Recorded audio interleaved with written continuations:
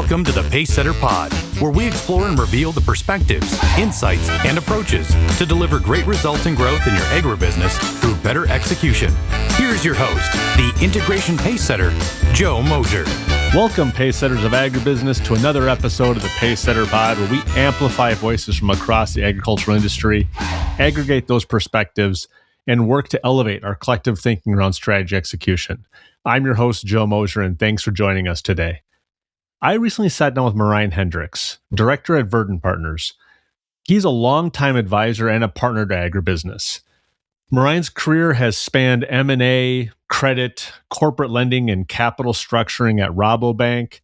He was later managing director at Terra Protein Equity Partners, where he partnered with leaders in agribusiness and agritech on investment projects, things around venture capital, private equity, and debt capital markets.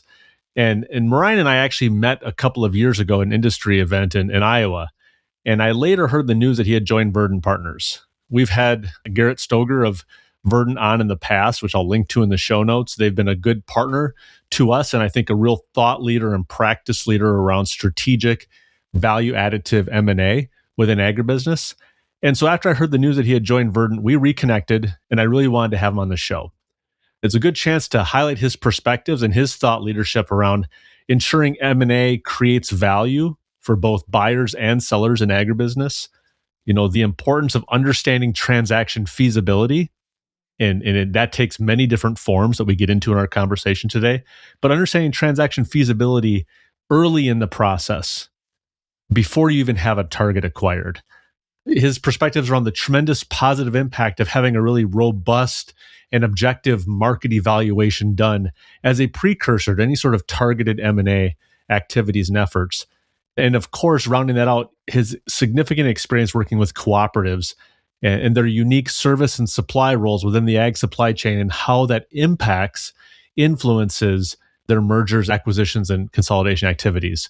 You know, Marijn has done a lot of work with European dairy cooperatives, which are significantly sized organizations. And while they might look a little different from what we think of as a co-op here in the US, what I've observed is that his learnings largely lift and shift to the North American multi-line co-op context pretty well.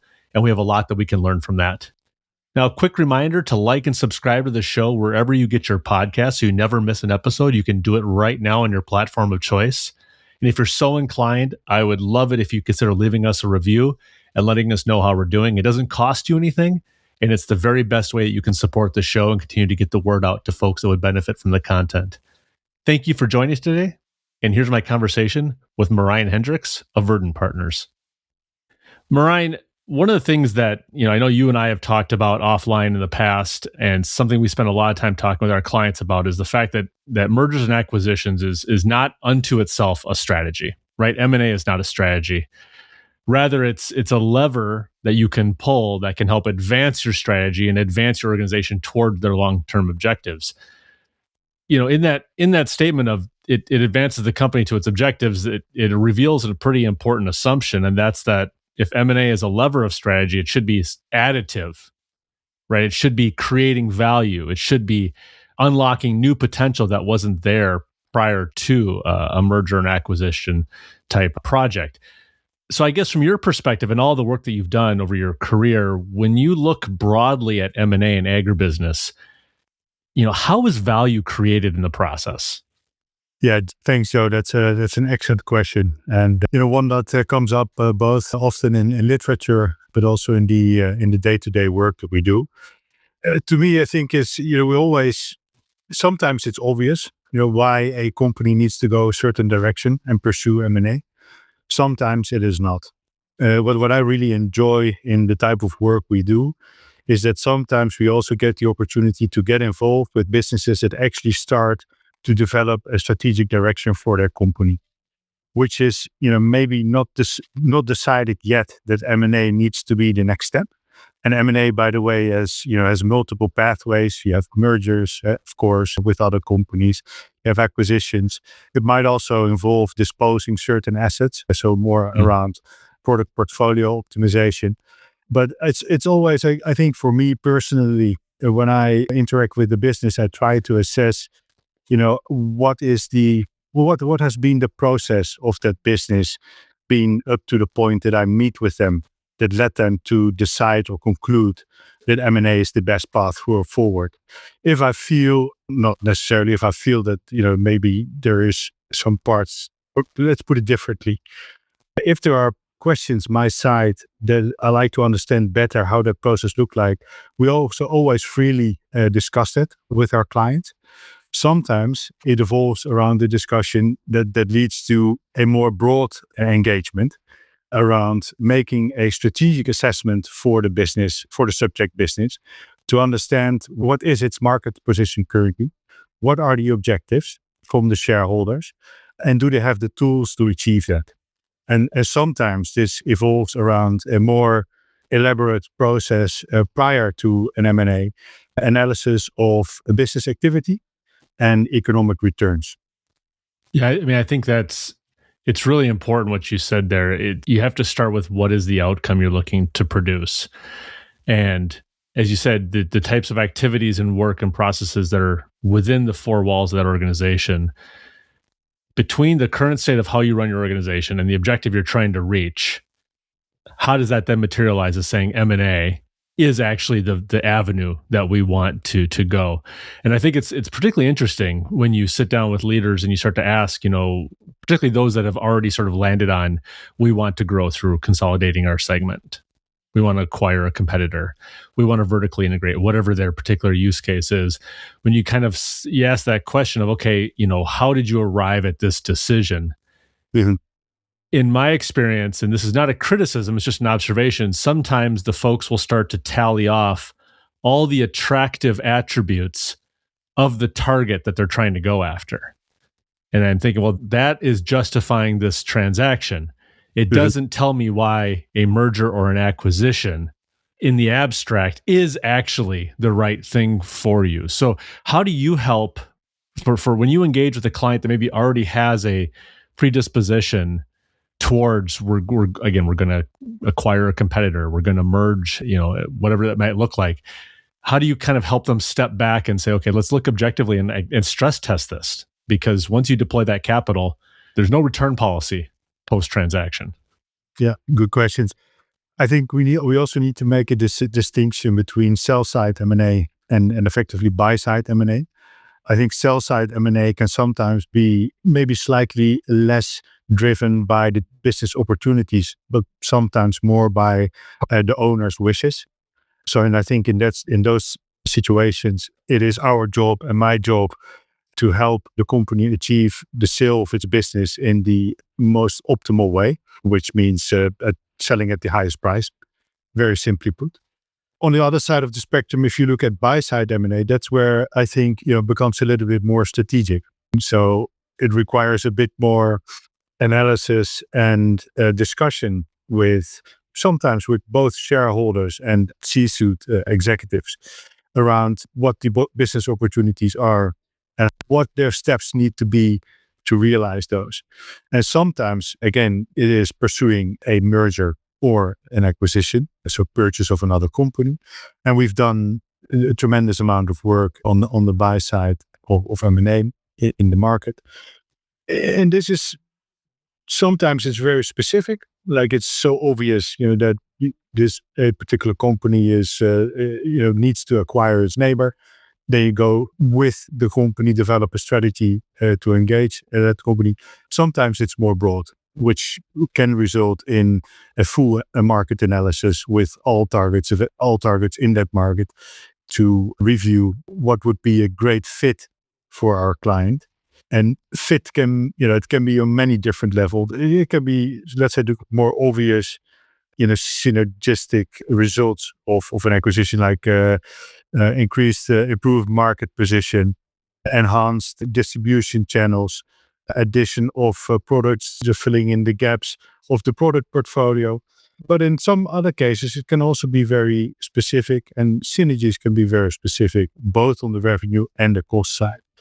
And one example is maybe there's a fantastic research and development team at a target that you're looking to pursue.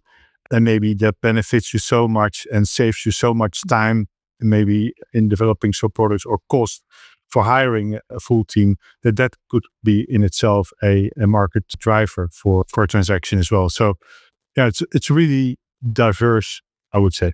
You mentioned the market evaluation process there, and that's something I was intending to ask you about today. So I'll just use this as a chance to jump into that. Many M&A processes, and we typically get involved, later in the process supporting integration activities.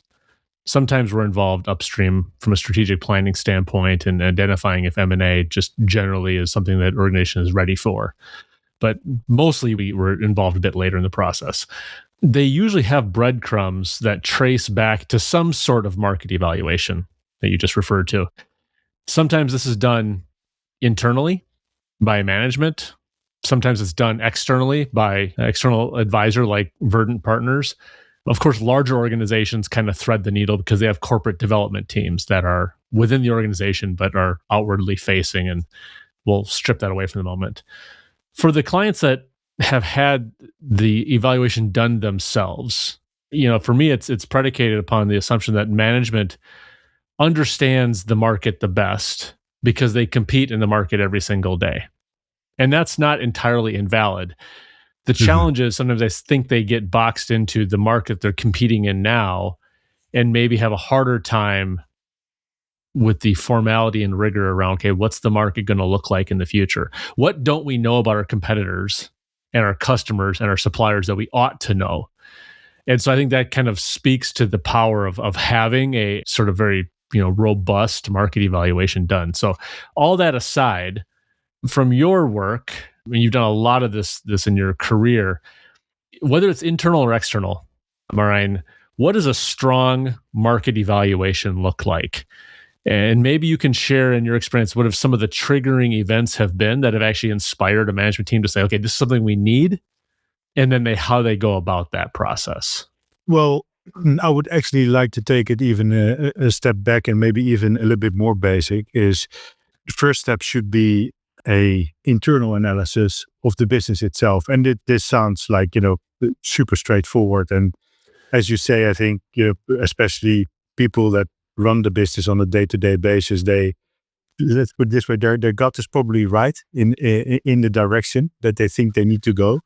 Sometimes, the data might be missing to support that, or which might actually result in an inefficient decision-making process. For instance, when a CEO needs to convince its shareholder that might not be from the same community or the same region, or maybe not active in the day-to-day operations of the business. So I think that is already a scenario where you could consider starting with a rigorous internal analysis of the business to build a story with data supporting your strategy and your vision. I think that's step one. And then the next step is, okay, so if we believe that, let's say, going out into the market and pursuing a strategic transaction is the right way to go, then of course, what we bring as a company is, the experience and the market reference for two things. One is, is what we are pursuing, is that realistic and feasible? And secondly is to get a sense of price. And I'm immediately also going to say that for an external evaluation, basically, of market, I think there's no such thing as the average, because it's every transaction that we work on is actually different in many ways. Also, the way that you approach valuations, which is often the first thing that we get asked, and that we have discussions on with customers, whether you're selling or buying. But of course, there are guidance metrics out there that can help get an understanding of the range. And the way that I always would use that range is to make sure that the range, again, whether it's sell side or buy side, if we talk about the sell side, whether that range matches the valuation expectation of my client. Because if I know that the valuation expectation of my client is way beyond the range that we as Verdant Partners observe on a daily basis in the market, then we need to have a very serious discussion on how, can we help you, and why do you think it's different? because we're not saying that's wrong, because there is no such thing as the average, but it triggers a discussion around understanding the business better, because then maybe we're missing, or I'm missing something that, it makes the client such unique that it could demand a higher valuation. That's one thing. On the buy side, it serves two purposes. One is to understand whether my client, if it pursues an acquisition, has the financing capacity to buy what they have in mind. This involves scoping of targets and then assessment of size, doing calculations around valuations, and then assessing whether we believe the financing capacity of our customer is sufficient to go and pursue it, whether that's through shareholder financings or whether that's through raising debt in the market. So 3, to kind of restate there, that process is very simply put, and thanks for the detailed answer, but it's the internal analysis. What's the state of the business today? How does it exist today? What are we trying to accomplish? An exercise and conversation that determines, is M&A a fit for us to choose to pursue to advance our objectives? So kind of building an internal analysis. Do we want to look at this as a strategic option? And then the third one is the actual market evaluation. Now, within the market evaluation, the first thing that you said is we need to determine if this is feasible. And then later on, the question was, do you have the sort of the financial capacity or financing capacity to pull it off? So the feasibility very early in that evaluation process, is that more about, are there even targets out there? Is there willingness of folks to potentially partner? Is it looking at operationally, you actually pull it off? Is there going to be anti-competitive regulatory scrutiny? So how does feasibility at the front end differ from financing capacity? And through line, I actually like the fact that they're separated. Mm-hmm. You separate what do you want to do from can you afford it first? Correct. But yeah, so I'll let you go there. Well, it's all of the above that you just mentioned. I think there's also a distinction between, and it is important for the listeners to understand, Verdant Partners is a mid-size, is an M&A firm focused on mid-sized firms, which means that we're not necessarily an outfit that sometimes strategic transactions are very obvious. Everybody knows, listed company A buys listed company B because they're the two largest businesses out there. The synergies and the guys. So our job is we work mostly with private companies. And if we interact with our customers and we'll review feasibility of acquiring a business, then it does involve a full analysis of that market, assessment of market players, their ownership structures. We know a lot of companies, but not all. So it's often very much in collaboration with our clients. And we try to assess, we'll first give them the options that we believe are a strategic potential fit. We'll give them our assessment whether we think it's an actionable target. And actionable, this is our assessment. Some of them will have high accuracy on because we know the target and the companies and the owners. Some others we don't. And then the next step often is to make a selection of targets, and then we'll make a strategy together with our client, an engagement strategy, effectively, to try and get into first a conversation with that company around a potential M&A. And this can go any different direction, but this is really the value that I think we at Verdant Partners bring, because we're an independent intermediary. So it becomes a little bit easier. People also expect an M&A firm to knock on your door if there's an opportunity or a discussion to be had. So I think that's also the value that we bring.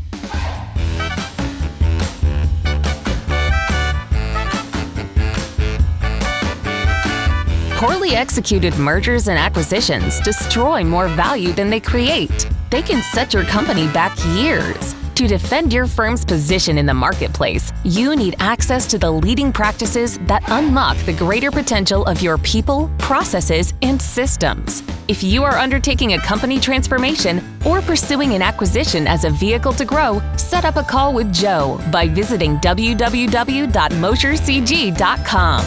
Yeah, thanks for that. I think this feasibility concept is so important because kind of back to the original point that I made where folks will start to tally off the attributes of a target they want to buy is why M&A makes sense. And that just sort of justifies why that deal makes sense, not why M&A as a strategic tactic makes sense. This idea of feasibility early in the evaluation process and looking at it from everything of, one, ultimately, do we have the capital or access to capital available to fund a deal, to are there folks that would be willing to partner with us or sell, to will the regulating authorities allow these companies to come together? Will the distribution partners, channel partners, and customers transact with this business should it come together? I mean, it's almost before you've sort of put things in motion and started to talk with the counterparty, doing the game board exercise of looking at this and saying, what's going to be the likely response from these multiple different stakeholders to the process is incredibly important, especially if you do it before you've kind of fallen in love with the target. Because once you kind of know who you want to acquire, it's amazing how the sort of the confidence flows into the projections and everything looks accomplishable or deliverable, and maybe it's less so. And so I think that's a really important thing for folks that are listening, whether you work with someone like Verdant, whether you work with an internal corporate dev person, whether you're doing it yourselves, to kind of have that good look at the facts on the ground as they exist today and try to imagine what might the response be from all the different stakeholders. And you might arrive and say, yeah, we feel operationally ready to execute. We feel like we're up for the demands of integration. We are confident that we have lenders and shareholders that would support the deployment of capital. We feel that we can get around any sort of regulatory anti-competitive scrutiny that might present itself. However, all that being said, we can't find anybody that we think would ever sell to us. That's a pretty important moment to sort of confront early on before you've sort of put too many things in motion. Marijn, because I have you on the call, I'm going to ask a couple other sort of questions and see if you have perspectives on this. There was some research that came out last year in a investment bank's report that talked about sort of the characteristics of the more successful M&A transactions. And this was heavily weighted towards publicly traded, publicly listed entities, which is not the market that I serve or that, Verdant tends to serve. But, I think sometimes the public markets can be a good proxy for the private markets. But one of the things that they identified was that deals that were based on cash transactions, company A, acquires outright via cash company B and all its outstanding shares and assets and liabilities, et cetera, that those tend to perform transactions where there's a mix of cash and equity or there's equity-only deals. And I guess I'm curious from your perspective if you've seen that play out. I mean, my assumption is that the act of having to actually deploy capital, cut a check versus swap equity in a newly formed entity somehow sharpens the mind. You sharpen the pencil to write the check. Now you have to sharpen the mind to get conviction that it's right. And you probably tend to not overpay. You tend to be more judicious in who is the target. But these are just assumptions. And I'm curious from your standpoint, have you seen a difference? Because you've worked with both co-ops as well as, privately held as well as publicly listed companies. Any sort of observations there on is that true, or does if that plays out, what's driving it? Let's take a clear example between two corporations that transact on a full sale versus two co-ops that merge. Because in the first instance, there's shares being traded and it's a full cash deal. In the example of co-ops merging, it almost by definition needs to be a paper transaction. So first of all, just a little side note on the empirical evidence of a big bank. I mean, I can only talk about my experience on a day-to-day basis. I think I've seen success in both. Sometimes if there's paper traded, there's also a part cash deal. And often it's also focused on achieving growth with that partner. So it's actually a a staged acquisition with an earnout, for instance, that could work perfectly well. But let's keep on the example to make it clear. So I think from a co-op standpoint, even if if it's a non-cash transaction and paper is traded, I mean, what is the measurement of success? I like to think that for a co-op, basically its members, when is a transaction a success? It's when my return is higher than before, better than before, which can be either higher or less volatile. And maybe secondly, and this might be a very important driver for them, is the market position of my co-op improved, i.e., has it improved its longevity in a way as a result? And I think I like to think that maybe sometimes that's actually quite a critical piece, depending a little bit on the size of the co-op. But I can imagine that especially for maybe smaller or mid-sized co-ops, that's an important item because I want to continue my life. I think my community is very important to me. I want to keep that, but I also see that at the current scale that we have, the operations become less economic. So we need to do something about that. And merging with another co-op is actually great for me because it expands the market size and scale. It expands longevity. I'm trading paper, but that's okay because in the end, I know that in 20 years, I have a higher level of confidence that I'll still be doing what I'm currently doing. I mean, that's probably not something that was captured by the big banks report. Well, I think that's a brilliant answer, honestly. When I sort of cite this report, and I pulled it up here, it was actually a Morgan Stanley investment management report on capital allocation that was released in November of 25. So when I say that these transactions tend to be more successful if they trade cash as opposed to a paper transaction trading equity or economic rights or voting rights, whatever it might be, very astute observation. How are you defining success? Because this, and I could go back and read it through, and shame on me for citing a report and not having all my facts in order when I do it, but they may very much be looking at what is the trailing 100-day, 180-day, 365-day share value, right? The stock price, which that is an indication of success. Yeah. But if the deal was pursued for the purposes of this helps our co-op be sustainable over the long term, this helps our co-op provide different products and services, better pricing leverage, on crop inputs to our members. If this transaction raises the service level and expands our precision application fleet of equipment available, those are very different things that are probably not going to show up necessarily in a stock price, but will matriculate through to member value. And so I think that's a very strong answer. I've always asked the question, okay, that's great that they're more successful. How are we defining success? Yeah. Exactly. Well, I mean, we talked a little bit about the rigor of a process and the importance to it in general. I mean, co-ops merging, that's a whole different beast. I mean, you sometimes have, it's not as straightforward actually as a standard corporation where you have a P&L and profits that are largely comparable. I think my experience, every co-op has its own, and not its own accounting rules. That's not possible, but there's flexibility on how membership benefits flow back. So sometimes it's through dividends at the end of the year, but I've also seen co-ops that let it flow through cost of goods sold, for instance, because it's part of milk payments. I mean, as an example, on the dairy side, of course, those co-ops are massive, and I think they're probably maybe different from. No, they are different from the mid-sized co-ops that are successful in the US. I think merging co-ops it's not a given that it needs to be on a 50-50 basis. I think there's complexity in how those co-ops have been set up. There might be differentiations between voting rights and economic rights.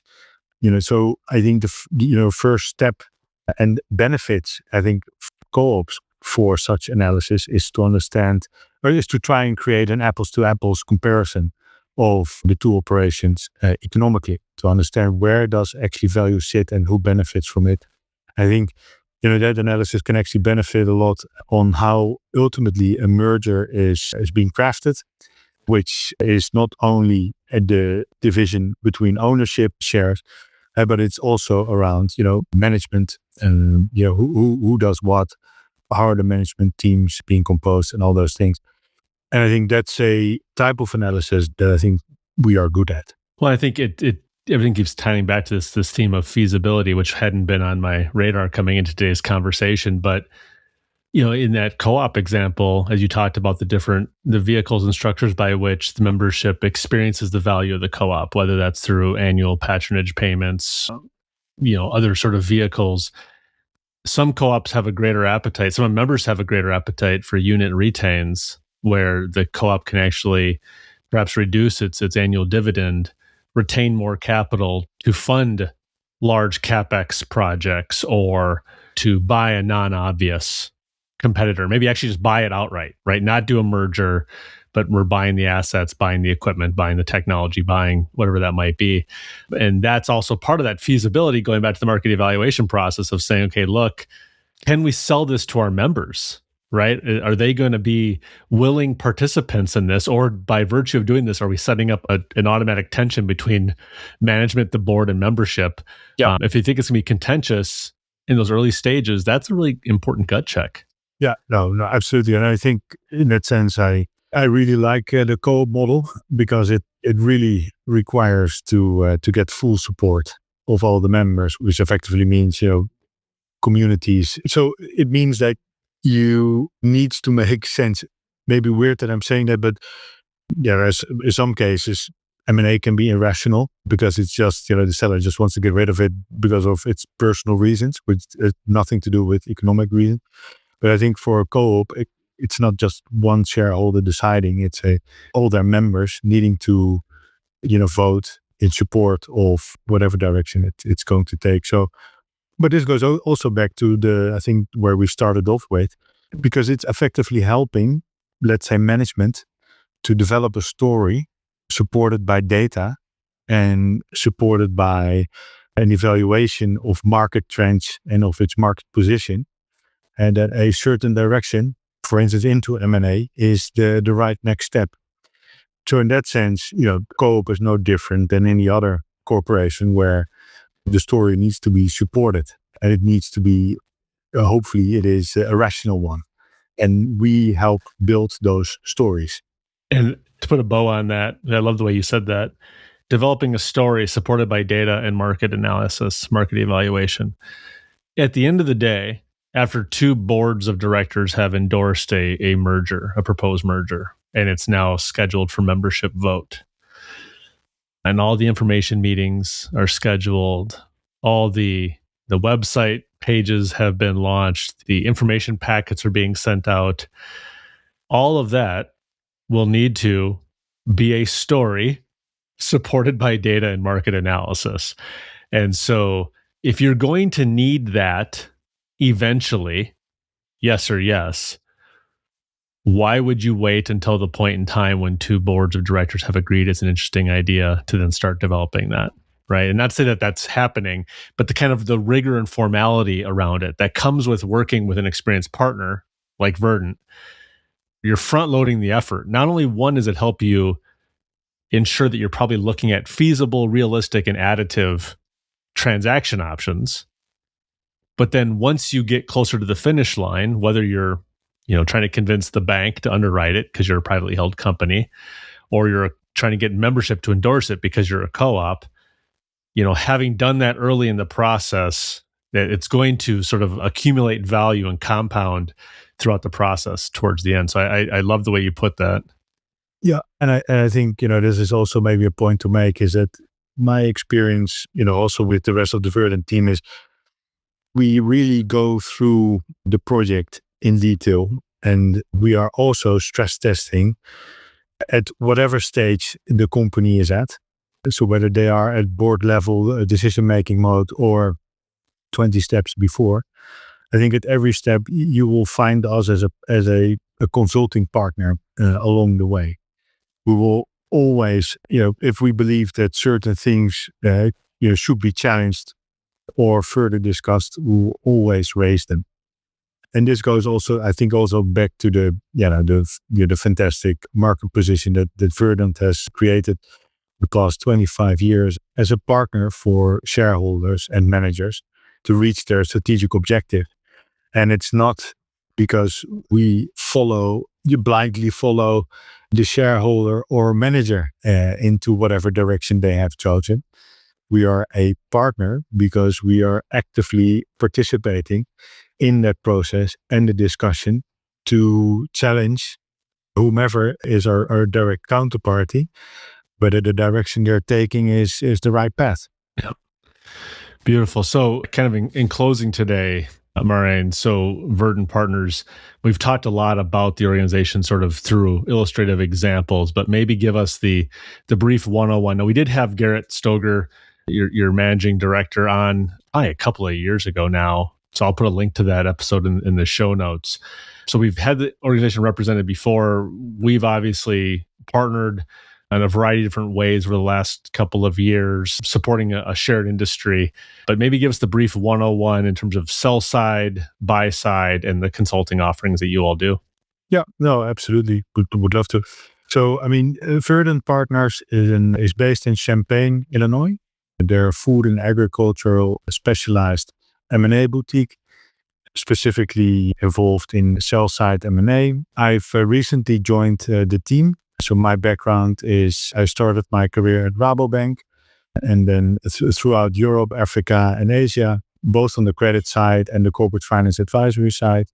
And since 2017, been active in smaller advisory firms, focusing on food and ag.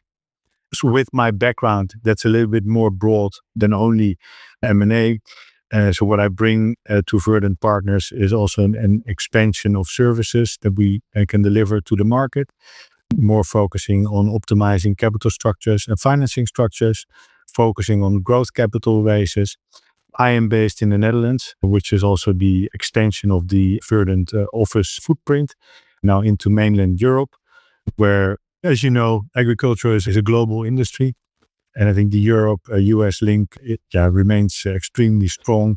And I think both markets are massive, and there's tremendous synergy. So almost always companies are active in both sides of the pond. So I bring that in addition to the additional services capabilities to the team, plus the geographic expansion.